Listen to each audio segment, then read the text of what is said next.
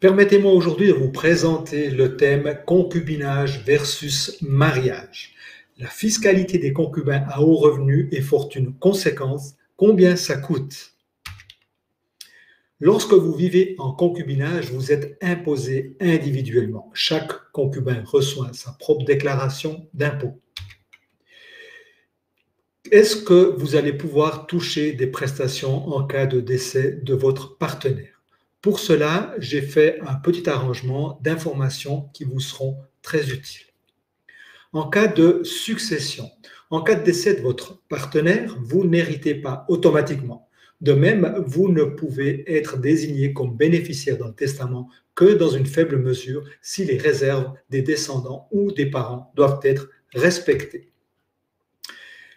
Au niveau des impôts sur les successions, si vous touchez néanmoins une part d'héritage parce que le défunt en avait disposé ainsi dans son testament, sachez que vous ne pouvez pas bénéficier de la réduction de l'impôt sur les successions prévue dans la plupart des cantons pour les parents proches.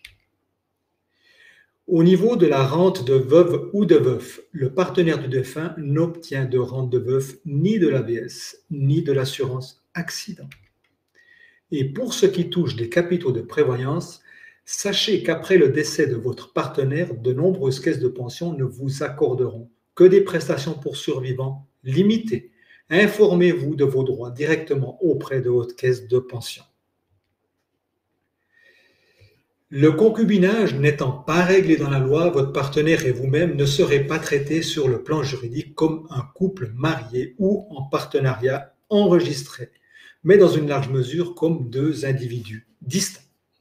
Dans quelques secondes, je vais vous présenter une situation belle en façade, mais qui pourrait vite décrépir en cas de décès de l'un des concubins.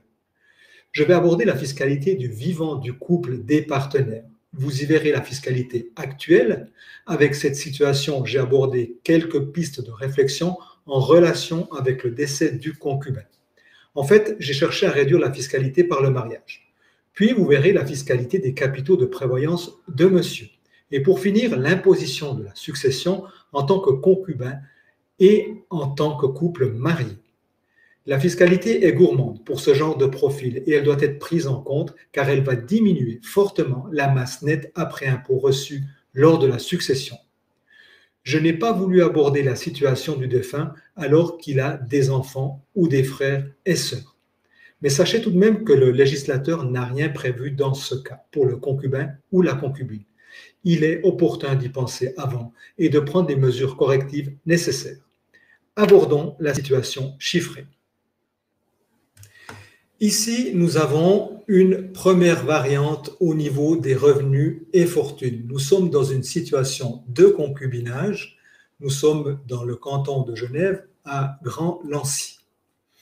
Et au niveau du détail de l'activité, ce qu'on peut voir, c'est que monsieur ici a un revenu net de 200 000 francs par année. Il a un bien immobilier dont la valeur cadastrale est fixée à 1,2 million, une valeur locative de 28 800, et une fortune qui provient de titres de 1 million, dont il touche toutes les années 30 000 francs d'intérêt ou de dividendes. Voilà, 30 000 francs. Au total, sa fiscalité se monte à 98 509 francs. Donc, l'impôt fédéral direct, le canton, la commune et la fortune. Pour madame, nous avons ici un revenu annuel net de 150 000 francs et madame dispose d'une fortune de 700 000 francs dont elle touche 10 000 francs par année de revenus, d'intérêts, de dividendes. Ici, pour elle, la fiscalité va se chiffrer à 43 571 francs. Donc, dans ce cas-là, nous avons un total pour le couple de concubins de 142 080 francs.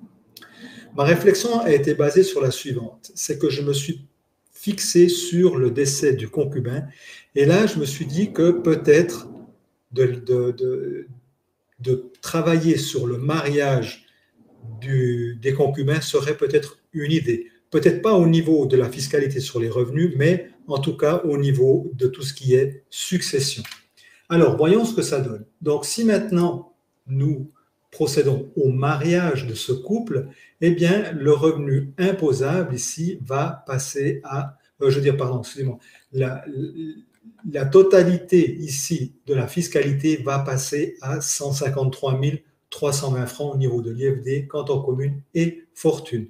Et là, on voit que par rapport à la situation actuelle de 142 080 francs, le montant de 153 320, donc ça veut dire une augmentation en cas de mariage de 11 240 francs d'impôt. Je sais, c'est quand même important. Maintenant, nous pouvons peut-être voir au niveau du classement, dans différents cantons ou communes, ce qui se passerait. Donc, si je prends ici en Suisse romande, eh bien, si le couple déménageait dans le canton de Fribourg, plus précisément à Séva, il payerait 24 590 francs de moins d'un point de vue fiscal en tant que concubin. Et on voit ici que Gentot serait la 20e commune et il payerait 9 308 francs de moins qu'à Grand-Lancy. Donc voilà, c'est juste pour la petite idée. Et puis, donc maintenant, si on regarde dans toute la Suisse, eh bien, dans toute la Suisse, on voit qu'il faudra la Schwyz, habiter à Schwyz, à Freienbach, où là, il payerait quand même 53 000 francs d'impôts en moins. Voilà, ça c'est pour cette situation. Maintenant, j'aimerais vous présenter la situation des capitaux de prévoyance.